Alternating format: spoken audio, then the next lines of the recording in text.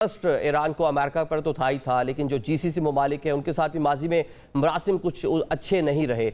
अब अटैक जो हो रहा है ऑल्दो अमेरिकन इंस्टॉलेशन पे हो रहा है, लेकिन उनकी जो मौजूदगी है वो गल्फ ममालिक के अंदर है। ऐसे में मुस्तकबिल में जीसीसी ममालिक के साथ ईरान क्या आपको बराह रास्त कन्फ्रंट करता हुआ नजर आता है? क्या जंग में जो मिडल ईस्ट के दीगर ममालिक हैं वो भी कूद सकते हैं?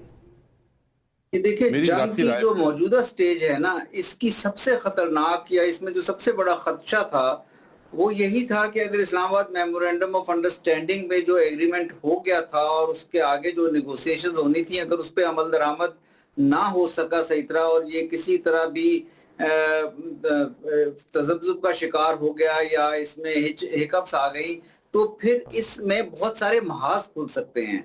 और अनफॉर्चुनेटली, बदकिस्मती से वही होता हुआ नजर आया है पिछले चंद दिनों में, और अभी भी वही हो रहा है कि इसमें बहुत से महाज खुल चुके हैं। यूएस और ईरान के जो एक दूसरे के साथ इस वक्त उलझे हुए हैं हुर्मुज के ऊपर, और हुर्मुज के ऊपर किसी फ्रेमवर्क पे एग्री ना करने की वजह से यूएस ईरान के ऊपर मुस्तकिल डायरेक्टली बमबारी कर रहा है। ईरान उसके रिएक्शन में जीसीसी कंट्रीज को टारगेट कर रहा है। जीसीसी कंट्रीज जो हैं वहां इजराइल इस वक्त आप देखें तो साइड पे हो चुका है, जो सबसे बड़ा स्पॉइलर समझा जाता था इस यूएस ईरान कॉन्फ्लिक्ट में, वो साइड पे हो चुका है। और ईरान और जीसीसी के दरमियान बहुत ज्यादा टेंशंस में इजाफा हो रहा है।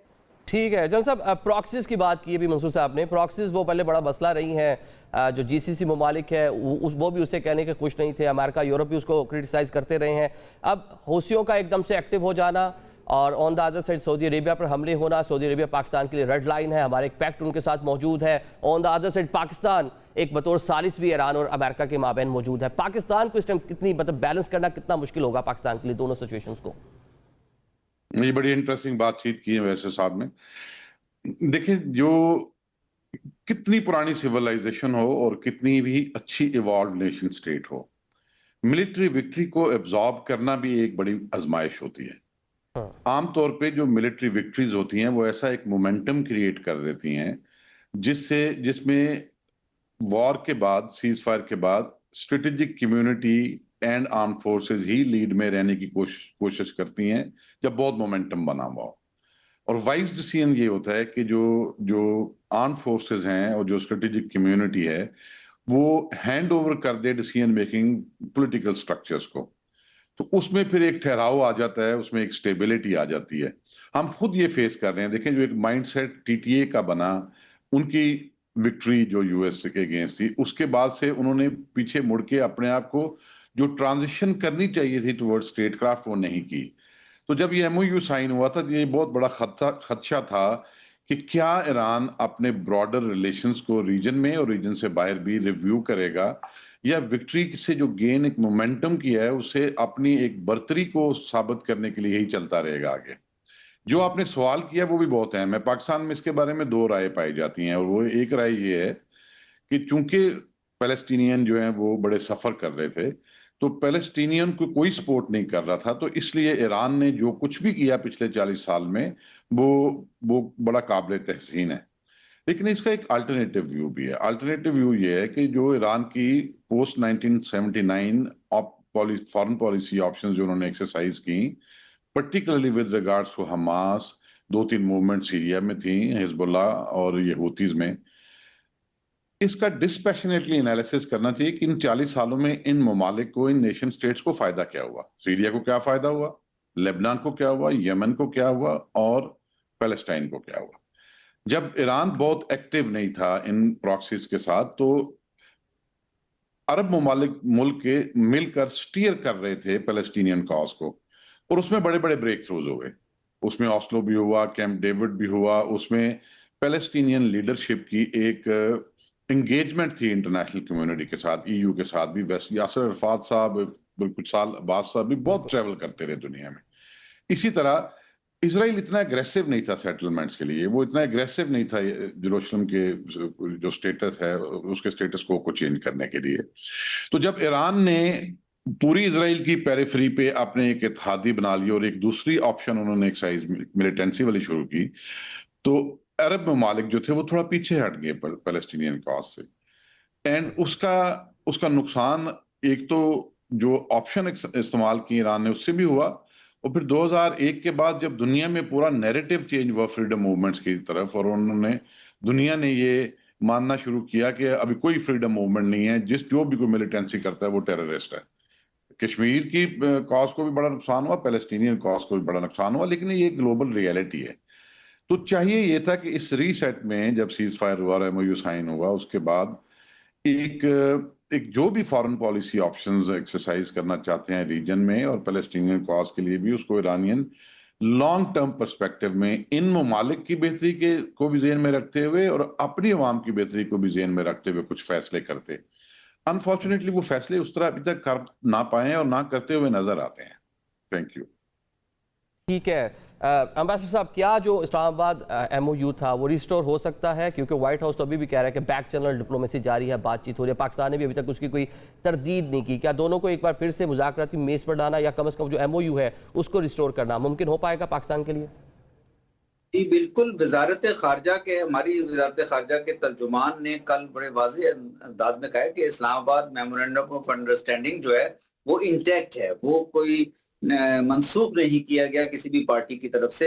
हाँ, अलबत्ता उसमें जो 14 पॉइंट्स थे और उनकी जो इंटरप्रिटेशंस थी और उसके ऊपर जो मजीद नेगोशिएशंस होनी थी उसमें थोड़ा सा तात्तुल आया है, क्योंकि ये जो 60 दिन का स्टेटमेंट तो दोनों जानिब से आई ना। ट्रंप ने भी कहा खत्म ही समझे, ईरानियों ने भी कहा कि खत्म ही हो चुका है, कोई वक़्त नहीं बची। स्टेटमेंट इस नोयत की आई वो मेरा ख्याल है थोड़ी सी सिग्नलिंग प्रेशर के लिए भी है, और इस फेज में वाकई एक खतरे में है वो इस्लामाबाद मेमोरेंडम ऑफ अंडरस्टैंडिंग। मेरा ख्याल है कुछ बैक चैनल्स के जरिए इस पे काम करने की जरूरत है, लेकिन सिर्फ यूएस और ईरान के साथ नहीं। मेरा ख्याल अब इसमें जो रीजन के, चूंकि हमारे एक नेशनल इंटरेस्ट अब जीसीसी कंट्रीज के साथ भी तो है ना, हमारी सऊदी अरेबिया के साथ हम डिफेंस पैक्ट में हैं, हमारे रिलेशंस हैं बाकी गल्फ कंट्रीज के साथ भी, तो और ईरान के साथ भी हमारे बरादराना नेबरली ताल्लुकात हैं। तो मेरा ख्याल है कि एक वाइडर रीजनल एफर्ट इस वक्त करनी चाहिए, क्योंकि ये किसी एक मुल्क के बस में नहीं है कि जंग को बिल्कुल इस तरह से खत्म करा के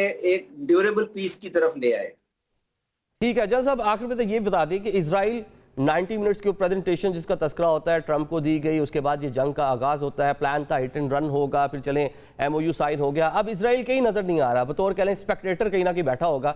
जंग जो है वो अमेरिका और ईरान के माबैन नजर आ रही है, और जीसीसी ममालिक जो है बज़ाहिर ये लगता है कि शायद वो भी इसका कहीं ना कहीं हिस्सा बन जाए। तो क्या प्लान क्या है, क्या फोर्स कर रहे हैं, इस जंग का नतीजा कहाँ निकलता नजर आता है आपको? देखिए बात यह है कि मेरे से पूछ रहे आपने सवाल किया था, मैं अगर थोड़ा सा मैं ऐड कर दूं, बहुत मुश्किल से ये एमओयू जो है इसके ऊपर तीनों साइड ने साइन किया था।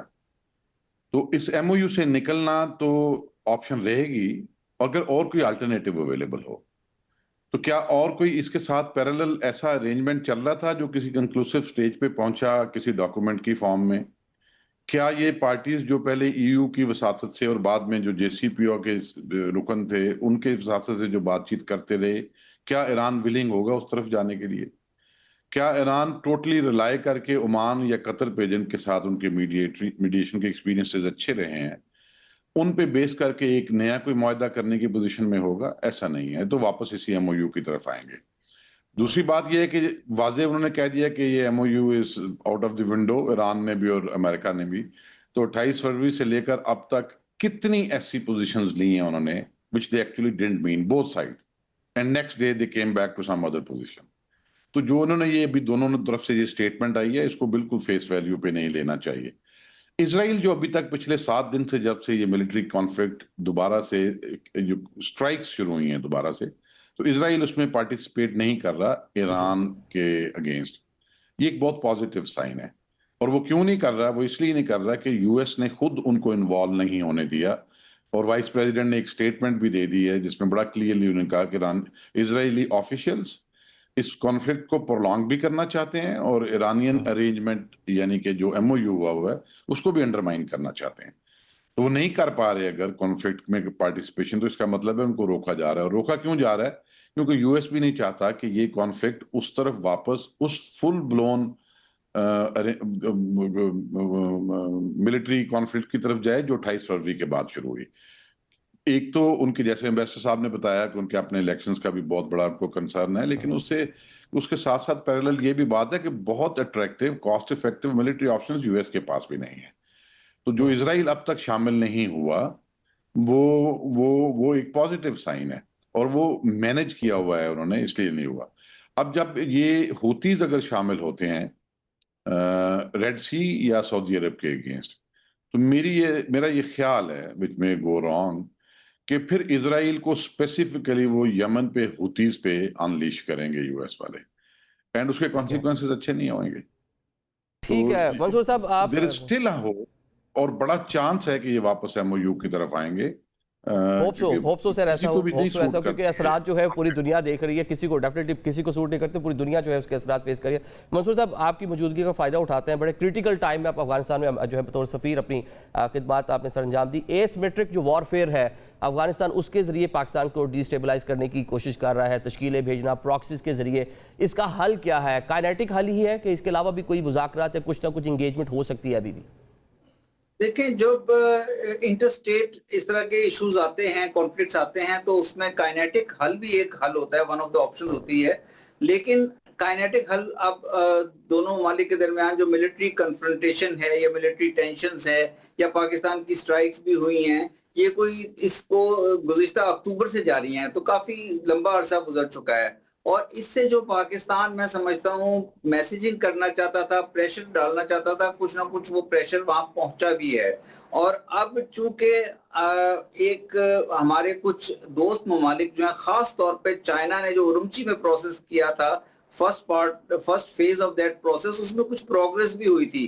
तो मेरा ख्याल है कि एक मौका और देना चाहिए डायलॉग को स्टार्ट करने के लिए, और ये देखने के लिए कि अफगान तालिबान जो टीटीए की जो हुकूमत है वहां पे, उसमें किस किस्म की तब्दीली आई है अपने टीटीए और टीटीपी के ताल्लुक को पाकिस्तान के मुकाबले में प्रायोरिटी ना देने के से मुतालिक, कि पाकिस्तान के अंदर जो क्रॉस बॉर्डर टेररिज्म है, खा वो केपी में हो या खा वो बलूचिस्तान में हो, क्रॉस बॉर्डर एलिमेंट्स उसमें किस तरह उनकी मुआवनत को कम किया जा सके, किस तरह उनके खिलाफ कोई ना कोई एक्शन लिया जा सके। और अगर इस तरह से इस प्रोसेस के जरिए पाकिस्तान और अफगानिस्तान के बायलैटरल चैनल्स रेस्टोर हो सकते हैं, तो पाकिस्तान और अफगानिस्तान एक बहुत ही करीबी कल्चरल सिविलाइजेशनल ताल्लुक रखते हैं। तो फिर हमें किसी की बाद में मुआवनत की भी जरूरत नहीं रहेगी, हमें अपने चैनल्स एक दफा एक्टिवेट हो जाएं। बहुत ज्यादा डिस्ट्रस्ट डेवलप हो चुका है। लेकिन मंसूर साहब, जो डिस्ट्रस्ट जिस लेवल का है, या जो स्टेटमेंट्स अभी तक उस साइड से आ रही हैं बॉर्डर पार से, वहां से तो नहीं लगता कि वो जो वहां पे अफगान रजीम बैठी हुई है उसका कोई मूड इस नौयत का है? आप